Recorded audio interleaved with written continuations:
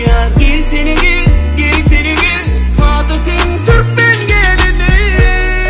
Bugün kemale gelen ocağımda in soňky pursat, in soňky kezirlik bolşýary göz ýaşlaryňam in soňky bolsun. Goý bir öýe hiç gaçan göz ýaş döküp gelmek meýesser etmesin.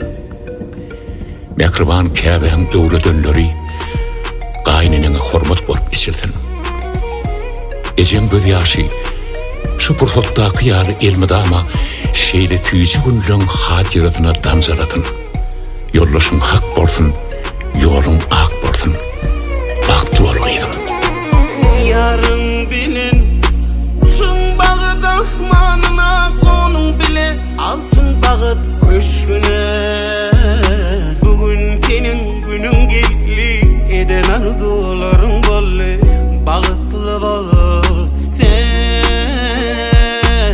Yarın bilin, uçun bağıt asmanına, konun bile altın bağıt köşküne. Bugün senin günün geldi, eden arzuların bolle, bağıtlı bol sen. At buyurar tekin nasıl, gel yer Türkmen gelini. Aşığının kolun tutup, gel yer Türkmen gelini. Toyluma seygür yaraş yer, Leyli Mecnun'un karın.